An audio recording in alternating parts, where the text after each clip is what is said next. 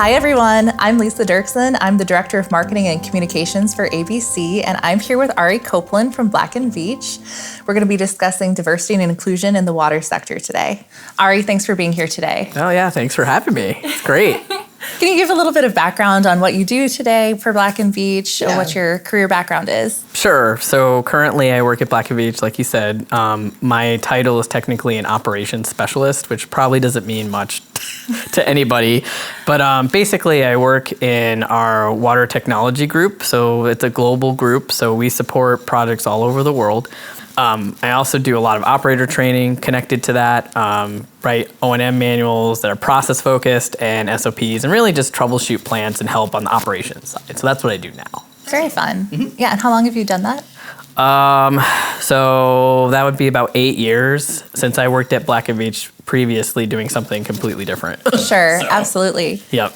And speaking of that as well, so you are a professional operator. I am. Can you tell me about your motivation for being a professional operator and kind of what you felt that would bring to your career? Yeah, sure. So I was a part of the first class that got a PO. Right. So I have a grade 4 drinking water license through ABC and various other states, and I have wastewater license through various other states. But yeah, so I have a professional operator's designation at the grade 4 water level.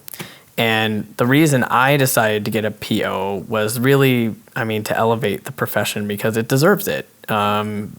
These people work shift work, which is extremely hard on your body. Right. They have to make critical decisions not to kill people or kill fish or pollute the environment, right? Mm-hmm. And it's a 24/7 job, 7 days a week, 365 days a year. How many people have a job like that? Unless you're a medical professional and maybe doing air traffic control, I don't know, that doesn't get any more essential than that. Right.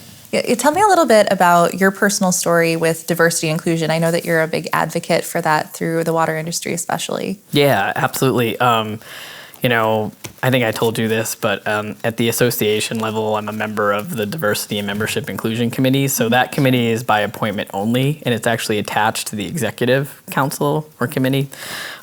So a lot of what they focus on or we focus on is trying to make the water industry more welcoming to all different groups of people. And that's not necessarily connected to demographics. So we're not just talking about people of color or LGBTQIA people or women or gender-based demographics, right? Sure. We're talking about skill sets. We're talking about areas of the world. We're talking about all different kinds of backgrounds and experiences and making those people feel more welcome to either volunteer at the association or just be in the industry in general. So I'm very passionate about diversity and inclusion, even at Black and Veatch. I do a lot of work there.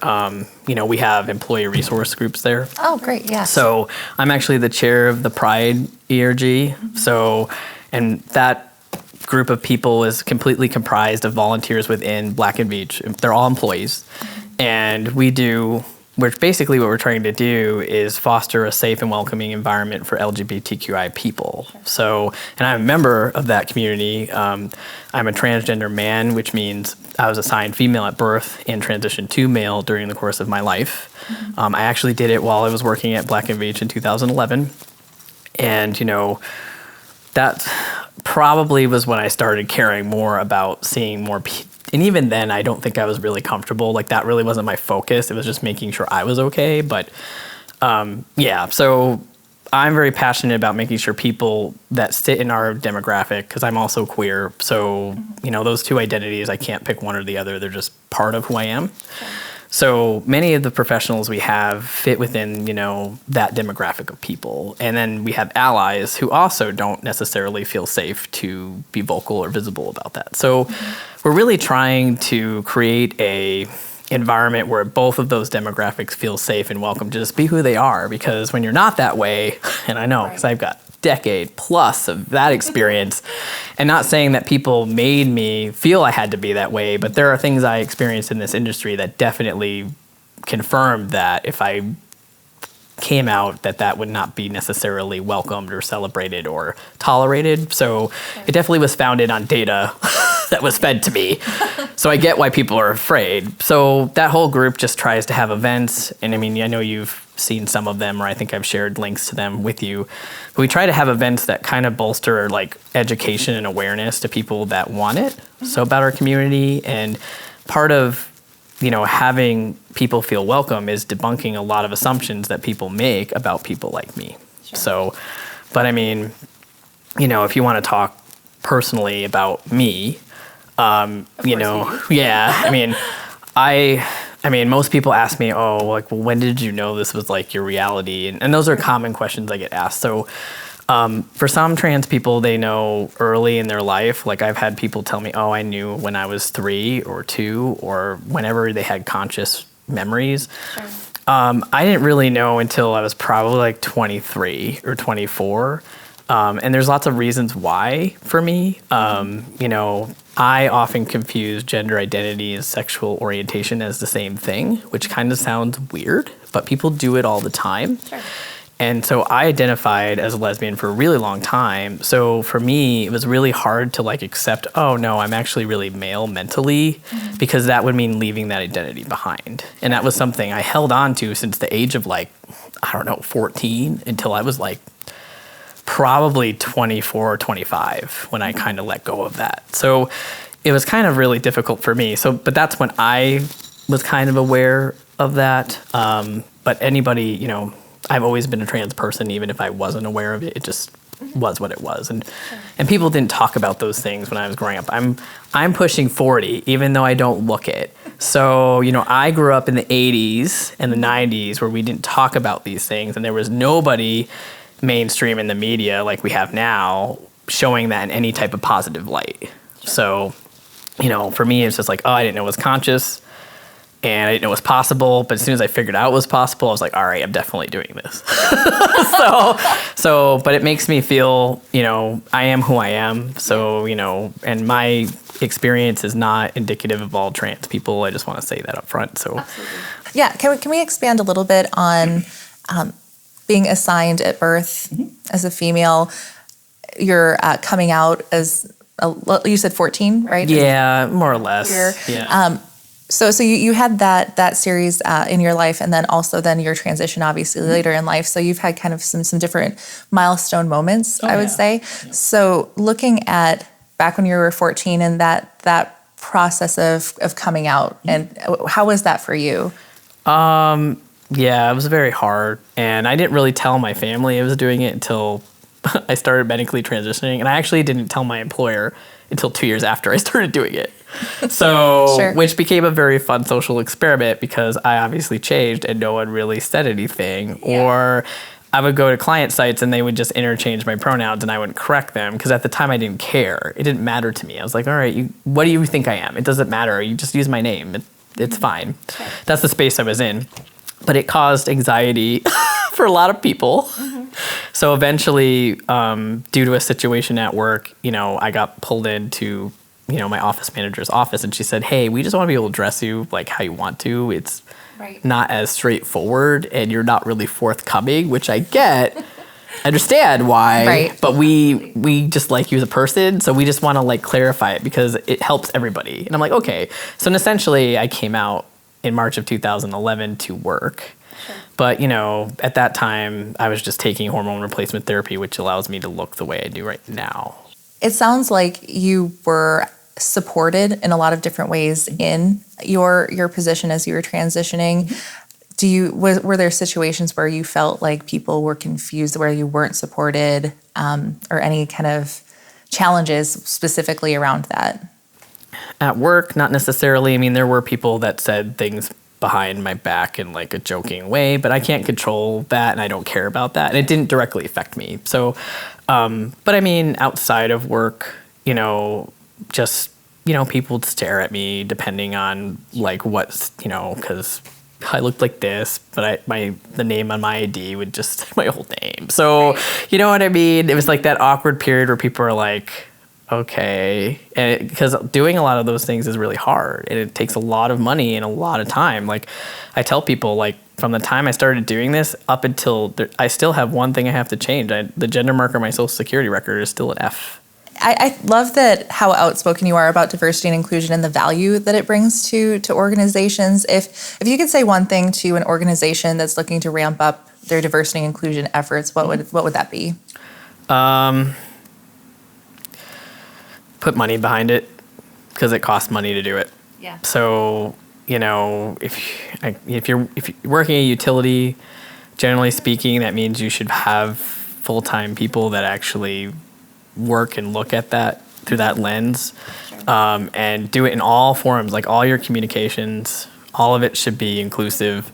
Offer training to your employees, make it mandatory that they come, and measure it. So that's really like the hardest part. But there's tools you can actually measure if people are actually being more inclusive or not. And a lot of it is culturally based. Yeah, there's a lot of places do culture, because large global firms, that makes a big difference. If you have a cultural bias, that's a problem for sure. Right. Trust me. I've been there. I'm like, Sure. So, but I mean, cultural bias, some of the other things you can measure. And a lot of times you have to collect data, measure it, and track it. So you should have like a framework to do that. So, not that I love counting demographics of people, but sometimes you have to understand if there's a problem or not. So and then looking at your organization and saying, why do I have the same people in the leadership role? And why am I not seeing different people? It could be just as simple as all these people went to the same college. Sure. That's not diverse. So they're probably all from the same area of the world. Not necessarily, but they could be. Sure. We just do that as people. We're just wired that way to go on past experiences and use that and roll with it to survive. So it's not like you're a bad person if you hired 3 people from your college. It's just not diverse. Sure. So you're getting potentially the same outlook that you have. So it has to start from the top down. If the CEO of a company or the utility director of a company or of a utility or a vendor rep or whatever we're talking about, that sets the tone. So, and then it has to trickle down. And a lot of that has to just be through awareness, and the people that you promote have to have that awareness, or they have to be willing to develop it. Sure. Because if it stops like mid-manager level, it doesn't go anywhere. Right. It's not going to trickle down the rest of the people. So, but yeah, so that's my 2 cents based on my experience working where I work, and then other companies and other places that come to me for that kind of stuff. Sure. But yeah, it's definitely a money thing. It's definitely understanding what you don't know or don't understand. Right. And then taking accountability when you do something that's not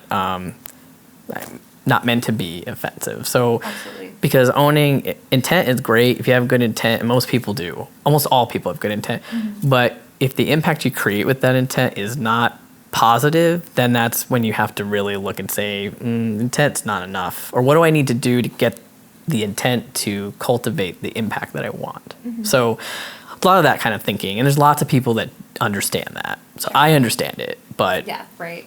I'm also not a D&I professional. I've lived it. Right. Absolutely. So, Yeah, can we talk a little bit about the recent change in rights? Yeah, sure. And kind of go into that. Yeah, sure. This week, the Supreme Court ruled on 3 cases that were linked to LGBTQI people, cases of discrimination where they were discriminated at the workplace.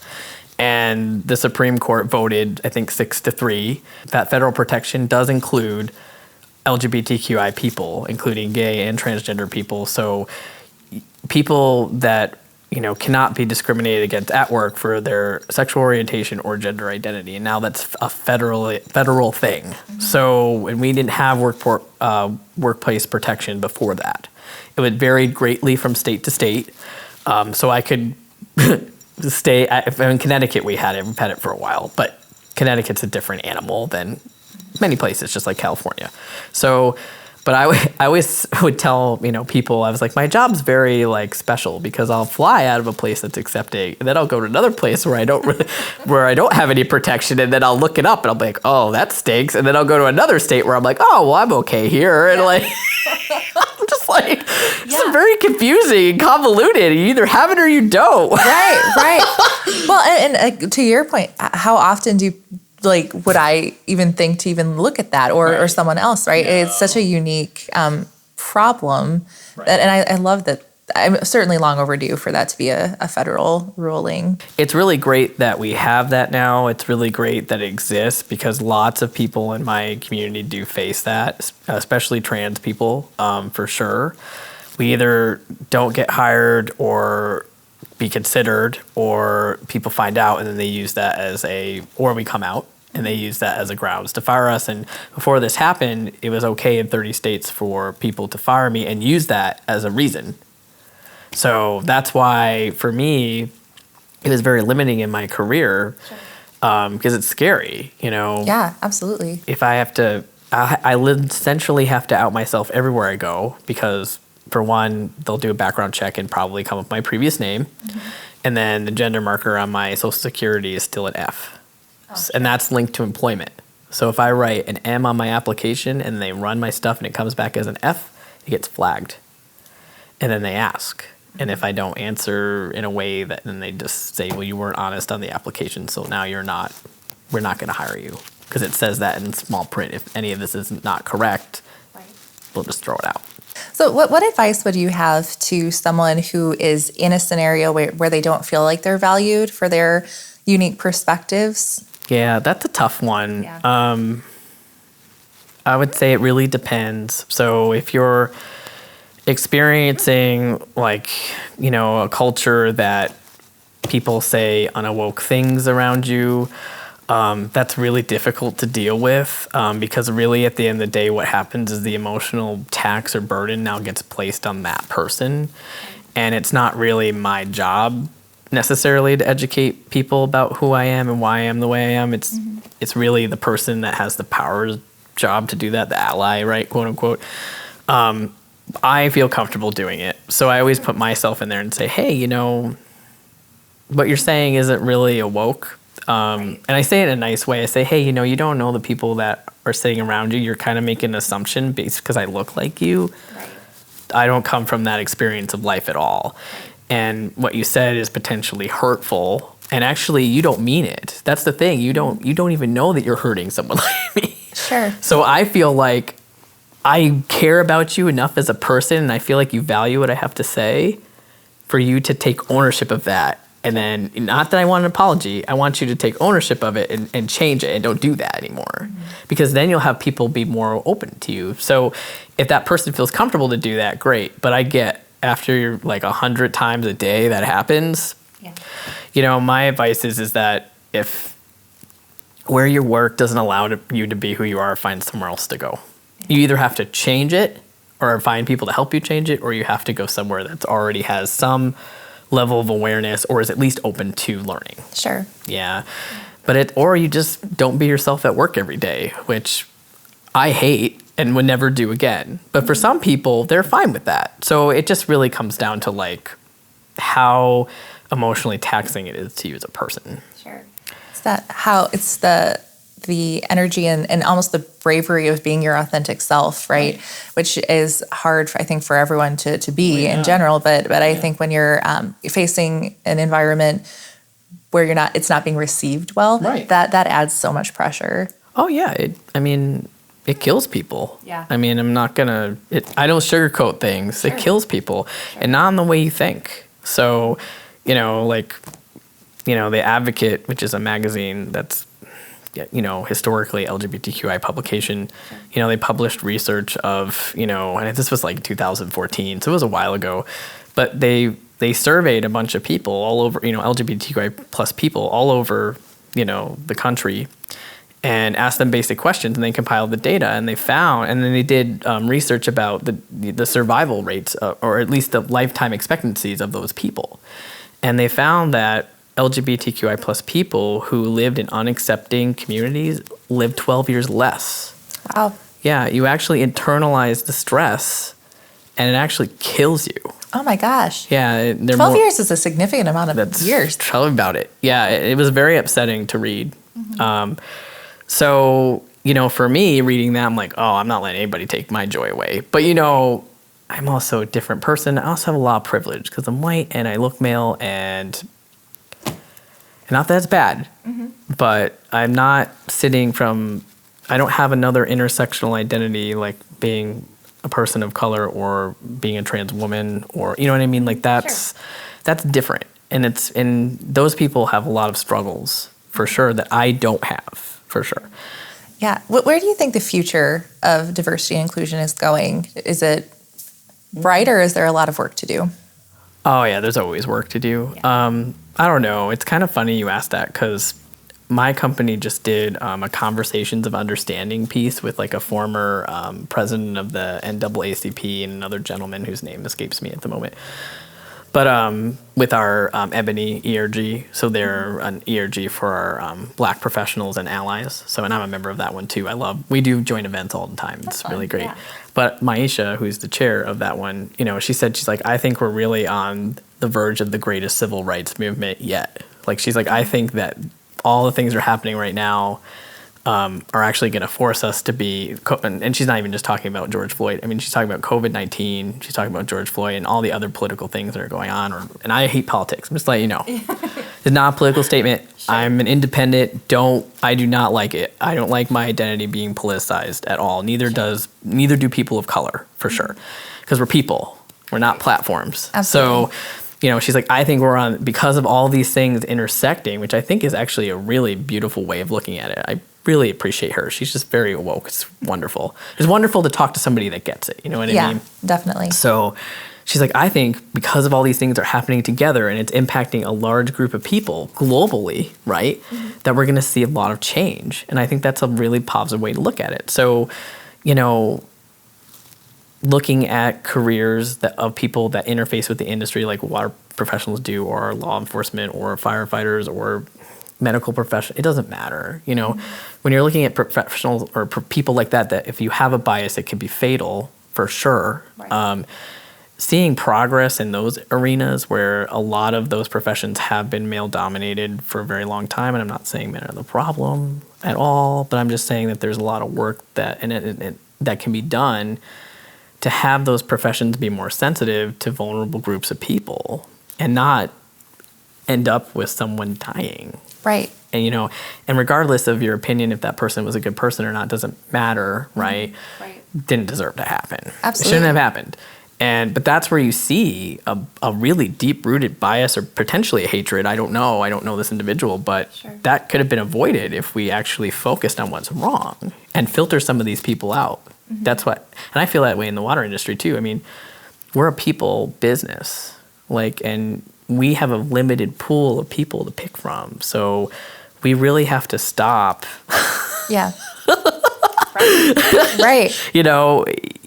Saying that, operations is really a man's job, when women can operate a water and wastewater treatment plant just as well as a man can, or anybody, regardless of how they identify. Gender doesn't dictate if you're a good operator or not. Absolutely. Just like it doesn't dictate if you're a good engineer or not, or an HR professional, or a communications professional, right? Mm-hmm. Or whatever you consider me to be, an engineer operator hybrid of extraordinaire. I don't know. It doesn't matter. Or same with race. It doesn't matter. If you have the skill set, that's all that matters. Right. And I think that's the key. I think it's fostering that skill set, figuring out a way to get different groups of people to want to be a part of this industry, and you just got to start at the beginning. Mm-hmm. So I don't know if that answers your question. Oh yeah, certainly. And as we look at the silver tsunami of retirements coming, I think broadening the scope of who can be an operator and who wants to be in this industry is only going to help support the transition of the next generation of operators. So, well, I can't think of anything else to ask you.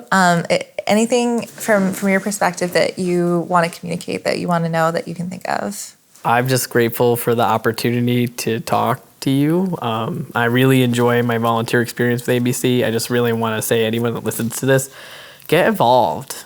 ABC is a great group of people. If you don't have passionate people where you work, you can find them. Yeah. That's what I did. I didn't always have people that were surrounded by me that really loved what they did all the time. And I get it. It drags you down. Mm-hmm. But you can find those people. I love it. Well, I appreciate you being here today, Ari, and giving us an insight into your story and your wonderful background throughout water industry, which, like we were talking about, is very expansive. Very random. She's being nice. It's very random. I just took opportunities as they came, and I was open to it. See? But people allowed me to do that. And then people appreciated that it was random. See? Because that's diversity. Yes, diversity of experience. Yeah, Absolutely. It's diversity and they welcome it. That's the inclusion part. If they didn't welcome it, then I probably wouldn't be where I'm at. I would just found something else to do. So. Well, we value your time so much as well and really appreciate you being here. It's been really fun as well, just getting to know you and having that chat with you. So it's always a pleasure. Yeah, I definitely enjoyed driving to Iowa, and I love that I got to see the ABC office. Absolutely. It's not just, it's a real place, everybody. Yeah. But thank you for having me. Yeah, absolutely.